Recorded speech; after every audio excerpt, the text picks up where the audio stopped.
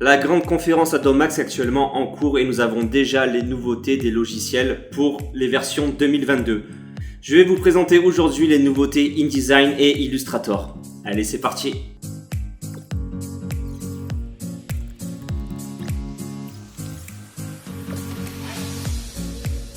La première des nouveautés d'InDesign CC 2022, c'est la possibilité d'extraire des informations à partir d'une image. Pour ce faire, vous avez trois moyens d'y parvenir. En premier lieu, sélectionnez votre image en question. Dans votre panneau bibliothèque, sur le petit bouton plus, vous pouvez extraire de l'image. Vous pouvez aussi faire un clic droit sur l'image et extraire de l'image. Et pour finir, avec le menu objet, extraire de l'image ici. Donc le logiciel nous propose trois sortes d'extraction. La première étant une extraction de palette de couleurs à partir des données de l'image. Donc là, en recherchant un effet de couleurs colorées, voici ce qu'InDesign peut me proposer en extraction de palette, mais je peux venir lui demander de venir chercher des couleurs plus lumineuses ou plus sombres, selon la composition que je désire réaliser. Et bien entendu, vous avez la possibilité de vous-même composer les couleurs à extraire. Par exemple, j'aimerais récupérer peut-être celle-ci, j'aimerais récupérer le rouge, j'aimerais récupérer des couleurs un peu plus qui est dans les tons des arbres, un peu plus le bâtiment. Et donc comme ceci, je crée ma propre palette. J'ai la possibilité de le copier ici. Et pour finir, de l'enregistrer dans ma bibliothèque. Donc vous voyez, automatiquement, une fois que c'est cliqué, ma palette de couleurs arrive dans ma bibliothèque. Alors le petit défaut que je pourrais dire sur cette nouvelle façon de faire d'InDesign, c'est qu'on ne peut pas les renommer ni choisir exactement l'endroit où nous voulions les ranger.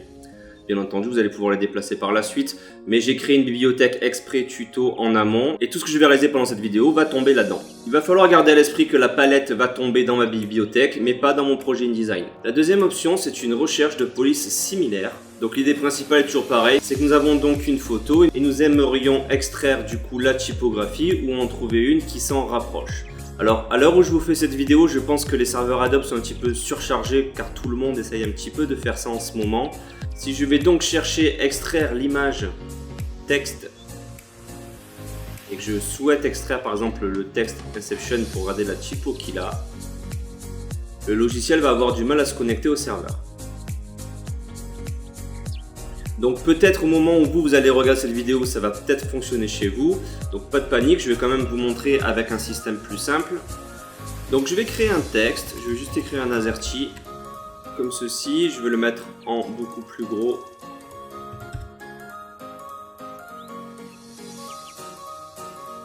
Pour que vous voyez bien ce qui se passe. Allez, en 150, ça va être très bien. Je vais venir ici le vectoriser pour que ça devienne une image. Donc voilà, maintenant ce n'est plus un texte, c'est devenu un tracé. Donc à partir du moment où c'est un tracé, ça fonctionne exactement pareil qu'une photo. Je peux bien entendu venir ici, extraire de l'image du texte. Je sélectionne la fameuse zone où se trouve mon texte. Et je lui demande de trouver une police similaire. Donc là, à partir de là, Adobe va me recommander 16 typographies. C'est donc marqué ici. Et vous avez la possibilité donc du coup de sélectionner votre typo que vous souhaitez, sachant que le texte qui est écrit ici, c'est un texte dit de substitution. Bien entendu, vous pouvez venir le tester avec du texte classique ou des phrases déjà toutes faites que nous voyons souvent sous nos fontes. À partir de ce moment-là, on a la possibilité de le modifier, c'est-à-dire qu'on va pouvoir utiliser une taille de typographie plus grande. Nous voyons donc ici le fameux nom de la typo qui est extrait de Adobe Font. On a la possibilité de jouer avec l'interlignage ici et de jouer aussi avec l'approche. On peut bien entendu mettre tout en majuscule, on peut faire des exposants, on peut faire du texte souligné, on peut faire pas mal de choses comme ceci. Donc la raison de tout ça est simple, c'est qu'en fait vous n'allez pas extraire juste un texte, vous allez extraire un style. Ce qui va se passer maintenant dès que je vais enregistrer dans ma bibliothèque, c'est que vous voyez j'ai capturé un style de caractère. Donc de base Adobe nous propose ça, bien entendu si on préfère extraire un style de paragraphe, c'est tout à fait réalisable aussi. Donc je vais fermer cette fenêtre, je vais supprimer ce texte-ci, je n'en ai plus besoin. Je vais y mettre du texte de substitution, donc le voici. Je Je vais tout sélectionner et je peux y appliquer mon fameux style de paragraphe que j'ai configuré précédemment. Vous voyez, c'est capturer style de paragraphe 1. Voici donc comment ça fonctionne pour du texte. Et maintenant, je vais vous montrer donc la dernière option qui nous est proposée. C'est donc de capturer une forme. Donc je sélectionne ma photo, je vais venir extraire de l'image une forme. Donc là, c'est une forme assez simple. Automatiquement, le logiciel m'a détecté la forme de l'objet. Vous pouvez ajouter des détails si vous le souhaitez ou en enlever selon ce que vous souhaitez faire. Vous allez pouvoir inverser dans ce sens-là et vous allez pouvoir lisser l'enregistrement si vous le souhaitez. Vous avez aussi une petite gomme ici qui va vous permettre, donc là je ne vais pas le faire parce que je n'ai pas de CTRL Z pour retourner en arrière là-dessus, qui va pouvoir vous permettre d'enlever certains détails ou certains artefacts qui traîneraient sur votre photo. À partir du moment où vous allez l'enregistrer, hop, ici j'avais fait venir une forme inversée pour vous montrer aussi ce qui se passe. Donc en fait, si vous voulez, sur une forme inversée, il perce directement l'objet comme vous le voyez là. Et donc là, ce que je vais faire venir, c'est, je vais supprimer cette photo-ci, je vais faire venir la fameuse forme que nous avions fait. Je la mets au format. Alors, vous ne la voyez pas, tout simplement parce qu'elle est noire sur fond noir. C'est un fichier qui est un fichier SVG. Dès qu'on va regarder à l'intérieur des calques, vous voyez ici, c'est un fichier SVG. Donc c'est un format qui est web, mais du coup, ça va me permettre aussi de toucher ces couleurs ici, si je le souhaite. Donc voilà, ça peut être intéressant dans ce sens-là. Et bien entendu, avec la version inversée que je vous ai fait venir, voilà, vous avez la possibilité de créer quelque chose comme ceci. C'était tout l'intérêt, ce serait de garder un fond uniforme derrière. Et bien entendu, nous n'en avons pas parlé, mais la palette que nous avons extraite tout à l'heure, qui est donc ici, j'ai la possibilité de l'ajouter à mon nuancier. Maintenant, elle est donc là, pour pouvoir utiliser ces fameuses couleurs à l'intérieur de ma composition. Donc je pourrais à tout moment utiliser un texte peut-être comme ceci. Voilà d'une manière générale ce que vous avez la possibilité de faire avec ce nouveau outil. La deuxième nouveauté étant la mise à l'échelle de l'interface utilisateur. De plus en plus de gens possèdent des écrans qui vont jusqu'au 4K voire 8K. Il était donc important de pouvoir utiliser une interface utilisateur adéquate. Donc pour ce faire, utilisateur PC, ça se trouvera dans édition, préférences, mise à l'échelle de l'interface utilisateur. C'est ce que les utilisateurs Mac, ils auront ici. Dans le petit menu qui se trouvera ici, le menu InDesign, préférences est la même chose.